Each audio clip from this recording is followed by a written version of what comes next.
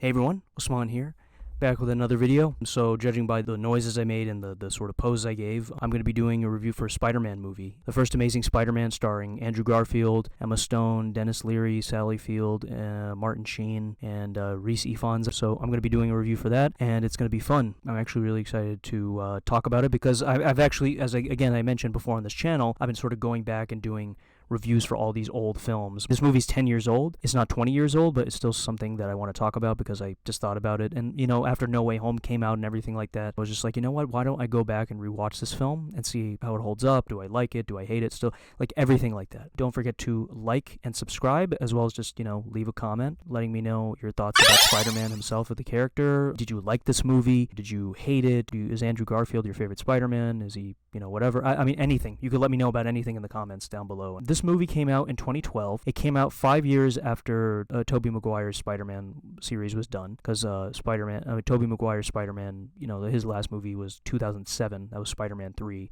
And this movie came out 5 years after that. So they rebooted Spider-Man. I like the film. Of course, what a surprise, Usman likes Marvel. No, but, it's a good film. Obviously, it copies elements, obviously, from the first Spider-Man movie with Tobey Maguire. The elements of, Uncle Ben sort of, death and everything like that. And just, great power, that kind of thing. And, Peter going after his bully and stuff like that. But it does have, elements that are similar, obviously, to the first film. Some of it's different. I obviously prefer the first Spider-Man film, obviously, with Tobey Maguire more. I think it's a better movie, but this film, I think, is still a good origin story. I think it's well acted. It kind of has, its own, flavor, and, it's, take that as you may, if it's good or bad or whatever. I personally liked it. It's not my favorite Spider-Man movie. I think I've said that before in my ranking of the Spider-Man movies video, because I did make a video about that, ranking the Spider-Man movies and saying which ones I liked more than the others. And I think Andrew Garfield's films were on the bottom for me.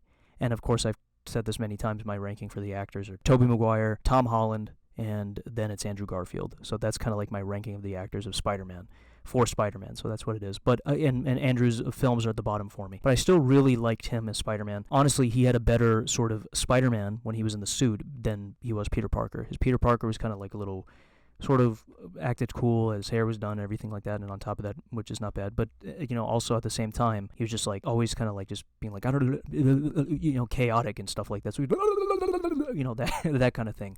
So sometimes he would just act like that, and sometimes it was kind of sometimes it was it's not bad. Some moments I found him to be believable, and some moments I'm okay. His performance I thought was good in the film. It was fine. The CG, I think, in this film is actually good. It's really, really good. I think it's better. A lot of people, I've heard this from a lot of people, that they say that the Amazing Spider-Man movies had the best CGI out of any of the Spider-Man movies. And, I tend to agree, because I think with the newer Spider-Man films with Tom Holland, some of the CG in some of those movies was kind of iffy, with a little bit of his, whenever there was, fight scenes or something where Tom was in the suit and as Spider-Man or whatever, and, flying around, especially, something in, Homecoming and stuff, it looked a little too animated or a little too strange. But then when you see something like this in the Amazing Spider-Man movies, the first and the second one, I just think especially even something like the first one, I just think it looks great. His suit looks new. It's different. Not my favorite Spider-Man suit, but I think it's something sort of interesting sort of take on it. I like Tobey's more, and I like the one in the second Amazing Spider-Man, and I also like Tom's more.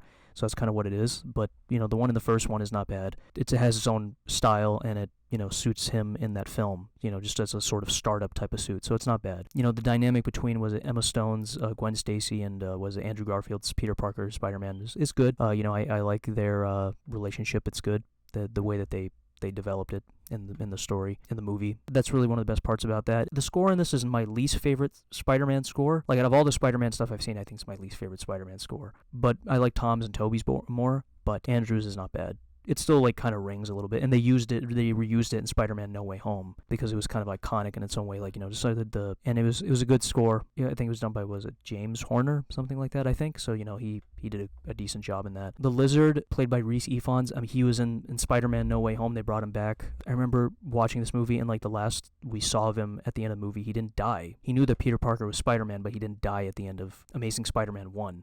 He was just cured of the lizard disease thing, him turning into a lizard, and then he just was brought to prison, and he was don't go after Peter Parker, and then all of a sudden he just comes back in No Way Home and he's reverted back to his lizard form and then he's recured again. But I thought he was fine. I mean, it's just like the typical scientist type of role where he played like the Green Goblin role. It's like, oh, the humans, they deserve to be much more stronger, more strong-willed because they're, that type of thing, and we need, human evolution and all this kind of stuff, and we need to be better.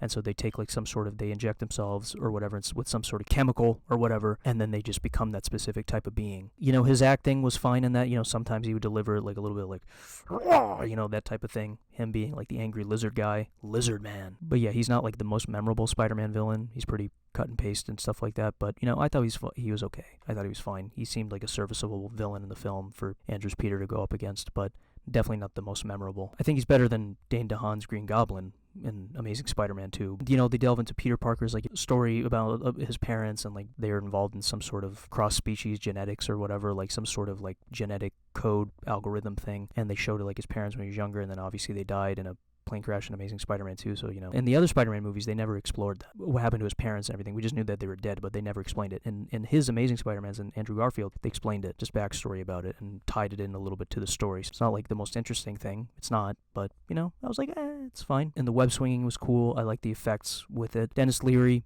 as the cop, he was good in the film. Traditional, like, police cop or something like that, but whatever. Sally Field, Martin Sheen, they were good in the film, playing Uncle Ben and Aunt May. Again, they switched up a little bit of his origin story from the first Spider-Man movie. I think Tobey's Spider-Man film was more accurate with his origin story compared to, like, Andrews and Tom's. It was kind of funny because in the trailers for this film, it was just called The Untold Story. They were like, The Untold Story. And I was like, I guess untold as in like they never told this version of Spider-Man before, this specific type of version of it, but they have told the story of Spider-Man before, bitten by a radioactive spider, that type of thing. It was bitten on the back of this, so they changed it up a little bit, that type of deal. But yeah, that was kind of weird, but whatever. It's a good film, decent. This movie came out, obviously, even, the first Spider-Man movie, and then the second, and this movie, Amazing Spider-Man, are like 10 years apart, so there's a difference in that, but they sort of have the same plot points. But again, it's fine. I know I'm making a lot of comparisons to Tobey's Spider-Man, to his first film, but I still think it's something that, I don't know, it's just something worth mentioning, and you can't help but mention it. It delivers in the action and some of the drama, and Andrew Garfield does a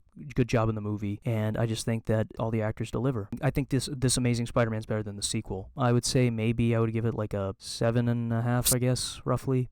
Maybe. I feel like sometimes I kind of copy and paste some of my, numbers for these reviews, but that's kind of what are the numbers that come into mind a little bit, so I can't help but think about that. So yeah, that's my review for Amazing Spider-Man. As always, don't forget to like and subscribe, as I said before, and I will see you next time.